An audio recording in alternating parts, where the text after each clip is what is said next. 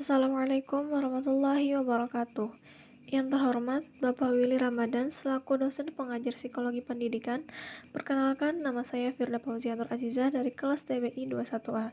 Dalam kesempatan ini, saya akan menjelaskan atau mempresentasikan materi mengenai aspek-aspek kepribadian peserta didik. Langsung saja masuk ke pembahasan pertama, yaitu apa sih yang dimaksud dengan kepribadian. Jadi, kepribadian itu merupakan sesuatu yang menggambarkan ciri khas atau keunikan seseorang yang membedakan orang tersebut dengan orang lain.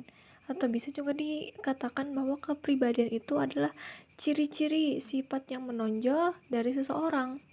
Dengan mengetahui kepribadian seseorang, maka kita dapat meramalkan perilaku apa yang akan ditampilkan oleh orang tersebut dalam menghadapi suatu situasi tertentu.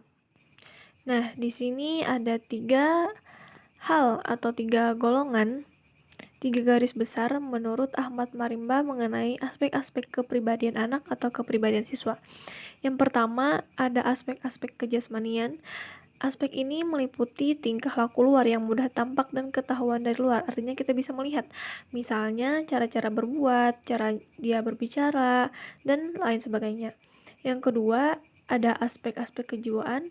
Aspek ini meliputi aspek yang tidak segera dapat kita lihat dan tidak dapat kita ketahui dari luar.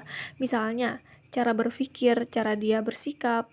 Dan yang ketiga, ada aspek-aspek kerohanian. Aspek ini meliputi aspek-aspek kejiwaan yang lebih abstrak, yaitu filsafat hidup dan kepercayaan. Kemudian ada faktor-faktor yang mempengaruhi kepribadian anak atau kepribadian siswa. Yang pertama ada faktor biologis, yaitu yang berhubungan dengan keadaan jasmani, yang meliputi keadaan pencernaan, pernapasan, peredaran darah, kelenjar-kelenjar urat syaraf, dan lain-lain. Kita tahu bahwa keadaan jasmani setiap orang sejak dilahirkan itu menunjukkan adanya perbedaan-perbedaan. Hal ini dapat kita lihat pada setiap bayi yang baru lahir. Ini menunjukkan bahwa sifat-sifat jasmani itu bisa diperoleh dari keturunan, dan ada pula yang merupakan pembawaan anak atau orang tersebut masing-masing. Nah, keadaan fisiklah yang memainkan peranan paling penting pada kepribadian seseorang. Yang kedua ada faktor sosial. Faktor sosial yang dimasuk di sini adalah masyarakat, yakni manusia-manusia yang ada di sekitar individu yang bersangkutan. Termasuk juga dalam faktor sosial ini ada tradisi, adat istiadat, peraturan, bahasa, dan sebagainya yang berlaku di masyarakat itu. Sejak dilahirkan, anak itu mulai bergaul dengan orang di sekitarnya. Dan lingkungan yang paling pertama lah, yaitu keluarga, yang memainkan peranan sangat penting dan juga menentukan bagi pembentukan kepribadian selanjutnya bagi anak tersebut. Pengaruh lingkungan keluarga terhadap perkembangan anak sejak kecil itu sangat mendalam dan sangat menentukan kepribadian atau perkembangan pribadi anak selanjutnya. Hal ini disebabkan karena pengaruh itu merupakan pengalaman yang pertama, dan pengaruh yang diterima anak itu juga masih terbatas jumlah dan luasnya. Kemudian semakin besar seorang anak, maka pengaruh yang diterima dari lingkungan sosial itu menjadi semakin besar dan meluas. Ini dapat diartikan bahwa faktor sosial mempunyai pengaruh terhadap perkembangan dan pembentukan kepribadian. Dan yang ketiga ada faktor kebudayaan, yaitu kebudayaan itu tumbuh dan berkembang di dalam masyarakat, dan tentunya kebudayaan dari tiap-tiap tempat yang berbeda akan berbeda pula kebudayaannya. Perkembangan pembentukan kepribadian dari masing-masing orang tidak dapat dipisahkan dari kebudayaan masyarakat di mana anak itu dibesarkan. Selanjutnya ada upaya-upaya pembentukan kepribadian anak atau kepribadian siswa.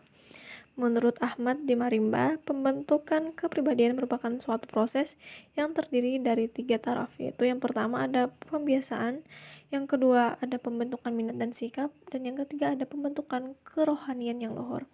Yang pertama, pembiasaan. Pembiasaan yaitu latihan-latihan tentang sesuatu agar sesuatu tersebut menjadi kebiasaan. Pembiasaan hendaknya ditanamkan kepada anak-anak sejak kecil, sebab pada masa itu masa yang paling peka bagi pembentukan kebiasaan. Yang kedua, pembentukan minat dan sikap. Dalam taraf kedua ini, pembentukan lebih dititik beratkan pada perkembangan akal, yaitu perkembangan pikiran, minat, dan sikap atau pendirian. Yang ketiga, pembentukan kerohanian yang luhur. Pada taraf ini, pembentukan dititik beratkan pada aspek kerohanian untuk mencapai kedewasaan rohaniah, yaitu dapat memilih, memutuskan, dan berbuat atas dasar kesadaran sendiri dengan penuh rasa tanggung jawab. Kecenderungan ke arah berdiri sendiri yang diusahakan pada taraf yang lalu, misalnya peralihan dari disiplin di luar ke arah disiplin diri sendiri, dari menerima teladan ke arah mencari teladan. Maka dalam taraf inilah pembentukan kerohanian yang luhur ini diintensifkan. Kesimpulan, berdasarkan pemaparan materi di atas dapat disimpulkan bahwa yang diberikan oleh orang tua dalam keluarga, baik dalam bentuk bimbingan, pendidikan, maupun perhatian, merupakan salah satu upaya yang dapat membentuk kepribadian anak atau kepribadian siswa. Selain itu, terdapat pula cara lain yang dapat dipergunakan dalam membentuk kepribadian, yaitu pembiasaan yang bertujuan untuk menanamkan kecakapan berbuat, mengucapkan sesuatu dengan tepat, dan dapat dikuasai oleh anak serta mempunyai implikasi yang mendalam bagi pembentukan kepribadian pada tahap selanjutnya. Itulah tadi presentasi saya mengenai aspek-aspek kepribadian peserta didik atau kepribadian siswa. Saya ucapkan terima kasih sebesar-besarnya kepada Bapak yang telah memberikan saya kesempatan ini. Salah hilap, mohon maaf. Wassalamualaikum warahmatullahi wabarakatuh.